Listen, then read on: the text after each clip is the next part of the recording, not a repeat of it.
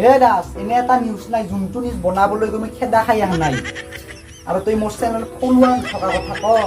মোৰ চেনেলত নাথাকিব পাৰে ফলোৱাৰ কিন্তু ভিউজ আহে লাখে লাখে কি লাইক নাহে লাইক নাহিব পাৰে কিন্তু কমেণ্ট কৰি ধাৰাসাৰ কৰি মানে বানপানী সৃষ্টি কৰি দিয়ে ৰাইজে তুই টেনশ্যন নলবি না মই আছোঁ এই মোৰ দৰে সাংবাদিক থাকোঁতে তই সেই যিটো কাম বেলেগত দিব নোৱাৰা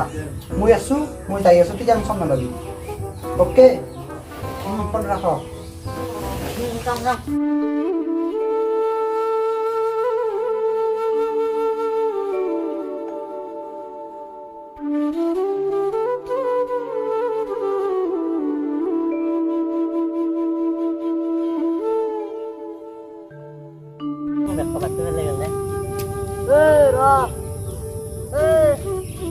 ইয়াৰে কিয় মাতি আছে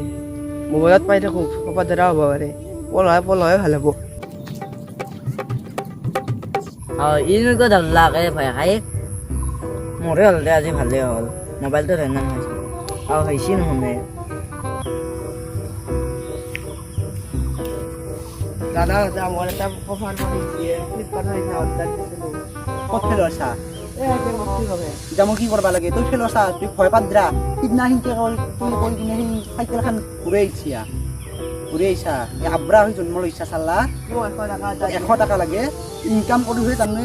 ইনকাম কৰিলেহে জানবি তই নেংগে যা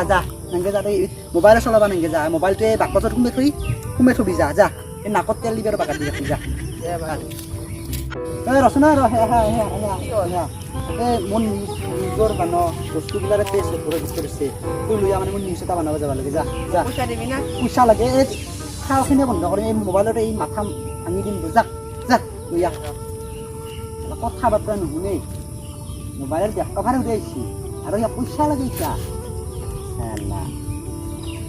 নমস্কাৰ সকলোকে ফুটুৱা নিজলৈ স্বাগতম জনালোঁ মোৰ পাছফালে দেখিবলৈ পাইছে এই দোকানখনতে যোৱাকালি মানে নগদ 4 লাখ টকাৰ লগতে বহুতো সা সামগ্ৰী ইয়াৰ পৰা চুৰ হৈ গৈছে চুৰৰে মাত্ৰ 101 টকা এৰি থৈ গৈছে এতিয়া সকলো ৰাইজৰ মাজত প্ৰশ্ন হৈছে যে 101 টকাটো কিয় এৰি থৈ গ'ল ইয়ালৈ ৰহস্যজনক ঘটনা হৈছে যে 101 টকাটো কিয় এৰি থৈ গ'ল এয়া হৈছে দোকানখনৰ স্বত্বাধিকাৰী তেওঁৰ পৰা জানিবলৈ খুজিম যে কেনেকৈ চুৰ হৈছিল মানে কালি কেনেকৈ চুৰ হৈছিল কালি ৰাতিপুৱা চুৰ হৈছিল 4 লাখ টকা 4 লাখ টকা আৰু বহুত সা সামগ্ৰী চুৰ হ'ব বুলি মই গম পাইছোঁ সা সামগ্ৰী নিছে কিবা কাৰণে চাবোন নিছে কিবা তেল নিছে বিস্কুট নিছে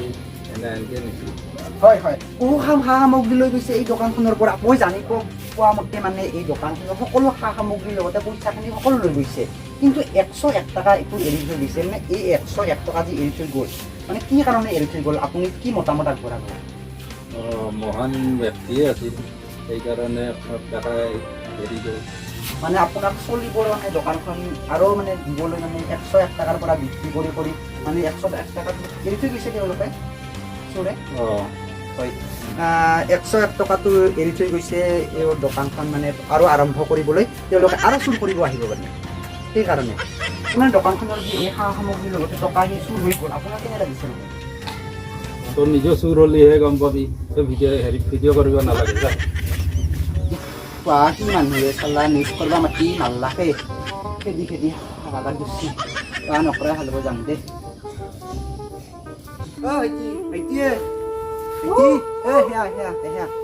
কি হ'লে দাদা এইখিনি মাছ আনিছিলোঁ লৈ যায় বাছনি মই মাছ নাখাওঁ কিয় মই নাখাওঁ নাখালে লৈ যা ফলত কটা লাগিব মোৰ নাখালে লৈ যা তুই থৈ মই খাম যা তোৰ নাংগে যা মই খাম যা মোক পইচা লাগিছিলে কিহৰ পইচা লাগে স্কুলত সেই কৰিব লাগে এডমিশ্যন ল'ব লাগে পইচাও নহয় চিৰ কিবা এটা কৰিব লাগিব আজি নিউজটো বনাব গৈছিলোঁ তাতে খেদা খাই আহিছোঁ তোৰ কিবা এটা বুদ্ধি কৰি দিম যা পৰীক্ষাক লৈ হ'লে হ'ব না চাল্লা এই অসমখনত এটা নিউজে নহ'ল না নিউজ বনাবাক লগিও এটা নিউজে নাই নিজে বনাব লাগিব আৰু নিজে সেইটো নিউজটো কৰিব লাগিব কালিৰ পৰা এই কামত লাগবা লাগিব নহ'লে চলবা নোৱাৰাৰ সেইটোৱে আইডিয়া কৰিব লাগিব হেল্ল' গৰাজ সেয়াচোন এই আমাৰ বাটক লগে সেয়া এটা কথা আছে মানে জৰুৰী দে আহে দে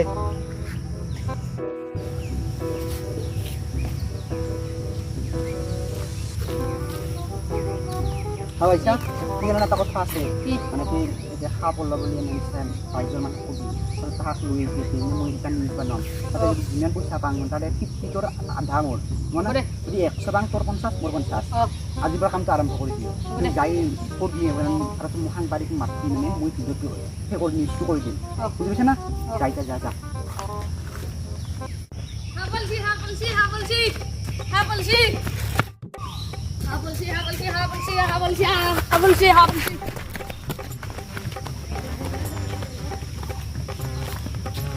নমস্কাৰ সকলোকে ফুটুৱা নিউজলৈ স্বাগতম জনালোঁ মোৰ পাছফালে দেখিবলৈ পাইছে এই হাবিখনতে মানে আজি প্ৰকাণ্ড এখন অজগৰ ওলাইছে মানে ইয়াৰ মানুহে স্থানীয় মানুহে মোক মাতিছে মই স্থানীয় মানুহৰ পৰা মই জানিব খুজিম যে কেনেকৈ সাপখৰ ওলাইছে মই স্থানীয় ব্যক্তিৰ পৰা জানিব খুজিম যে সাপখৰ মানে কেনেকৈ ওলাইছে মানে আপুনি দেখাবলৈ মই গম পাইছোঁ মানে কেনেকৈ ওলাইছে মই বেগেদি ৰাস্তাদি যাই থাকোঁতে এইবাগৰ পৰা যাই আছিলোঁ কিবাগৰ পৰা তাতে হাবিত গৈছে সাপখৰ হয় বহুত প্ৰকাণ্ড সাপ মানে বহুত ডাঙৰ হয় সাপখৰ এই হাবিত সোমাইছে মানে এতিয়া মানে ফৰেষ্টক জনাব লাগিব যে ইয়াত এখন প্ৰকাণ্ড সাপ ওলাইছে আৰু এজন স্থানীয় ব্যক্তি আছে মোৰ লগত তেওঁৰ পৰা শুনিব বিচাৰিম যে কেনেকৈ সাপখৰ ওলাইছে হয় মই দেখা নাই মই এতিয়া আহিলোঁ হয় এখেতে মানে দেখা নাই এখেতে প্ৰকাণ্ড সাপখৰ চাবলৈ আহিছে মানে গম ইয়াত অলপ বুলি শুনা পাইছে তেওঁ এখেতে দেখা পাইছে মানে সাপখৰ প্ৰকাণ্ড হয় ইয়াত প্ৰকাণ্ড সাপ ওলাইছে এইখন হাবিতে মানে কেনেকৈ ওলাইছে তই কেইবাৰ সুধি থাকা নহয় এই 2 ঘণ্টাৰ হ'ব লাগিব নিউজটো সেইকাৰণে সুধিছোঁ কবি ওলা বুলি কবি বুজিছি না ওলা নাই বাদ দিলোঁ অংগৰাজ আজিৰ কামটোতো হ'লে পইচাটো পালে তোক পইচাটো দি দিম আৰু এনে কাম কৰি থাকিব লাগিব দেই বুজি পাইছা না তাৰমানে হ'লে চলবা পাৰিব নাই তোৰ 50 মোৰ 50 বুজিছা না হ'ব দে